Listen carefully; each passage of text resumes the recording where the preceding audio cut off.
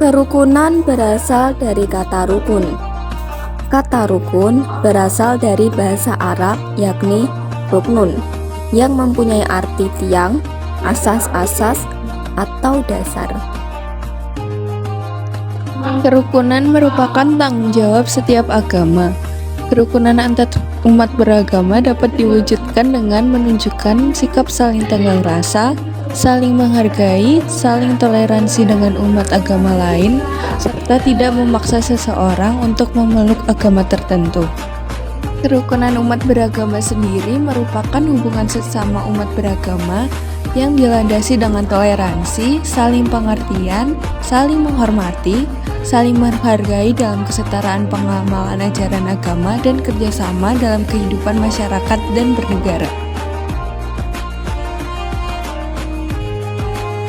Pada saat ini, penting untuk menumbuhkan sikap kesadaran dalam mengadakan komunikasi untuk mempererat hubungan persaudaraan, sekaligus menghilangkan sifat permusuhan antar umat beragama. Berdialog memiliki tujuan untuk memberikan informasi yang bernilai positif, guna membantu pihak lain dalam mengambil keputusan. Oleh sebab itu, setiap pendapat yang dikemukakan orang lain perlu dihargai dan didengarkan agar terciptanya pengertian yang objektif dan kritis dalam menumbuhkan kembali kejiwaan yang tertutup.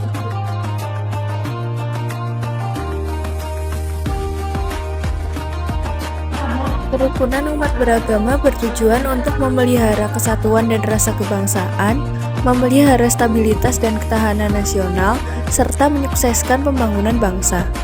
Adapun tri kerukunan beragama yang meliputi kerukunan antar umat beragama, kerukunan internal umat beragama, dan kerukunan antara umat beragama dan pemerintah.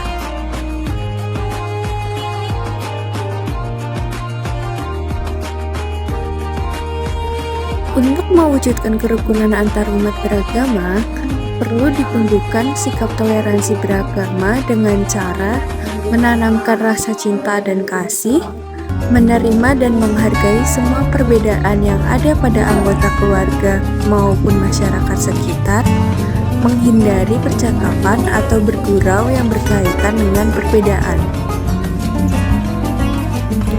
Toleransi antar umat beragama demi mewujudkan kerukunan dapat dilakukan dengan memperbolehkan orang lain beribadah sesuai dengan agamanya dan tidak mengganggu proses ibadahnya.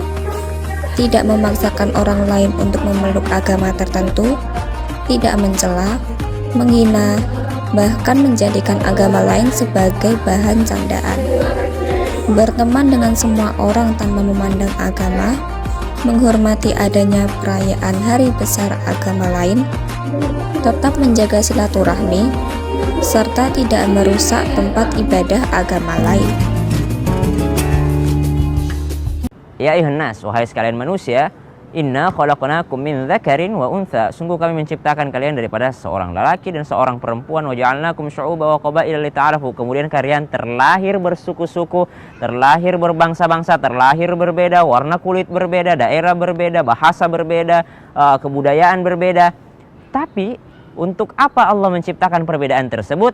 Sebenarnya untuk diadakannya yang namanya toleransi, lita'arafu, untuk saling kenal mengenal. Karena kalau tidak saling kenal mengenal, tidak mungkin ada rasa penghargaan, tidak mungkin ada rasa menghormati, tidak mungkin ada rasa memuliakan sesama orang lain.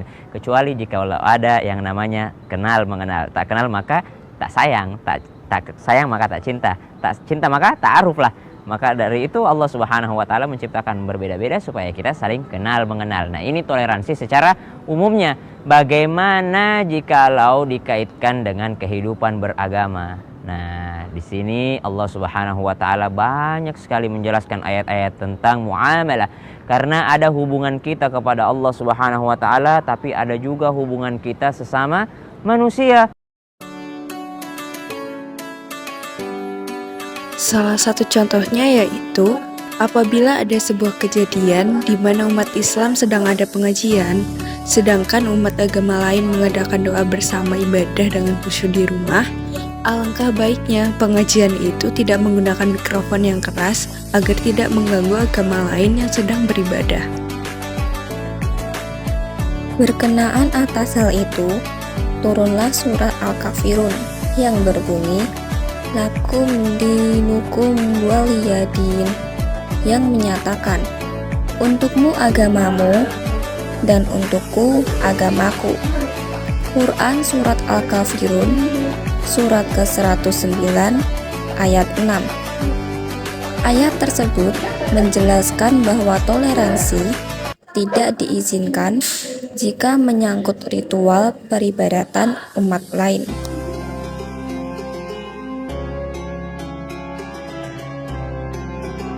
Islam adalah agama yang diridhoi Allah Subhanahu wa Ta'ala karena berada di posisi tengah, moderat, lurus, dan toleran terhadap sesama manusia.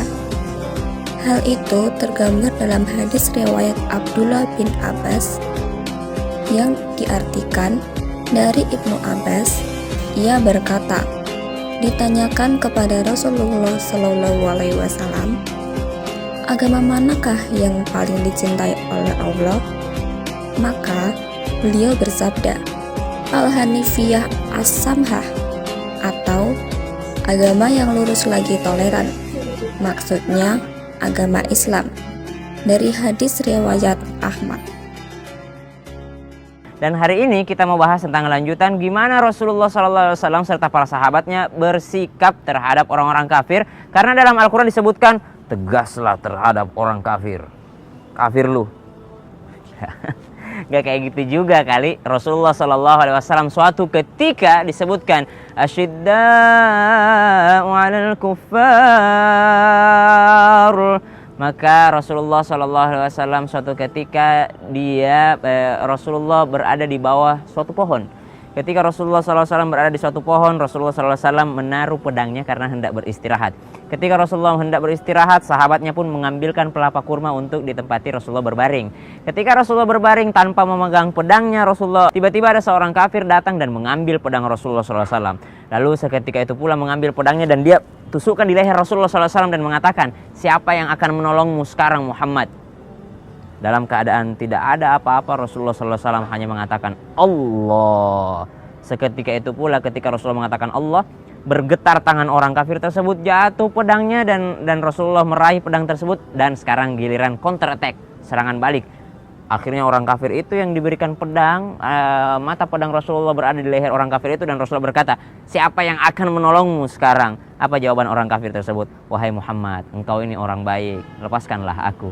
Apa yang dilakukan Rasulullah? Rasulullah itu tegas terhadap orang kafir. Tapi ketika orang kafir tersebut mengatakan demikian, Rasulullah melepaskannya. Lihat, suatu ketika, ini masih ada lagi nih kisahnya. Rasulullah SAW bersama para sahabatnya menangkap seorang kafir di Madinah bernama Thumamah.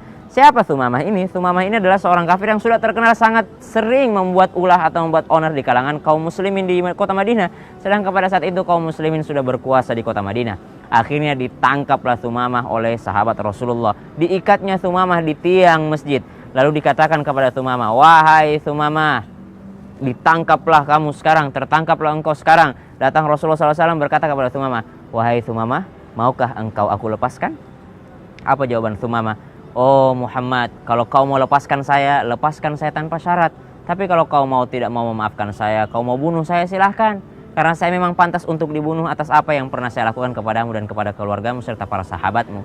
Hari berikutnya Rasulullah lewat lagi, lalu Rasulullah mengatakan kepada Thumamah, oh Thumamah, maukah aku lepaskan? Kata Thumamah, oh Muhammad, masih jawabanku seperti kemarin. Kalau kau mau lepaskan saya tanpa syarat. Kalau kau mau maafkan saya tanpa syarat. Tapi kalau kau mau bunuh saya, silahkan. Toh saya memang pantas untuk dibunuh atas apa yang pernah saya lakukan kepadamu dan kepada sahabatmu. Hari berikutnya Rasulullah lewat lagi, wahai Thumamah, maukah aku lepaskan? Kata Thumamah, oh Muhammad, jawabanku masih seperti kemarin. Kalau mau lepasin aja tanpa syarat. Kalau mau bunuh, silakan aja. Toh aku memang pantas untuk dibunuh. Apa kata Rasulullah? Rasulullah tegas terhadap orang kafir. Ditawan, diberikan makanan dan minuman, diberikan segala fasilitas, tapi ditawan. Tapi apa hari ketiga ketika Rasulullah mengatakan demikian? Kata Rasulullah, lepaskan Thumamah. Rasulullah dan para sahabatnya heran. Kenapa Rasulullah melepaskan Sumamah? Akhirnya dilepaskan dengan segala ketegasan Rasulullah. Rasulullah mengatakan lepaskan Sumamah. Padahal Sumamah sudah tertawan. Lihat ketegasan Rasulullah. Lepaskan Sumamah. Apa yang terjadi? Sumamah pulang dan Sumamah mandi di sebuah sumur. Ketika itu pulang kembali ke Masjid Madinah, Masjid Nabawi, dan mengatakan, wahai Muhammad, asyhadu an la ilaha illallah wa asyhadu annaka Muhammadar Rasulullah. Saya bersaksi tidak ada Tuhan selain Allah dan saya bersaksi bahwa engkau benar-benar utusan Allah. Kenapa? Kenapa kata Rasulullah? Kenapa enggak dari kemarin Sumamah kamu masuk Islam? Coba dari kemarin. Dari kemarin saya udah lepasin kamu. Dari kemarin sahabatku udah lepasin kamu. Apa kata Sumamah? Oh Muhammad, kalau saya lepas kemarin, kalau saya masuk Islam kemarin berarti saya masuk Islam ada maunya. Tapi saya 3 hari di sini, saya melihat akhlakmu, akhlak para sahabatmu, dan seluruh orang-orang yang berada di masjid ini. Mereka benar-benar menunjukkan bahwa Islam adalah agama yang benar-benar menyejukkan hati saya, dan saya bersedia untuk masuk Islam sekarang. Lihat, Rasulullah tegas terhadap orang kafir.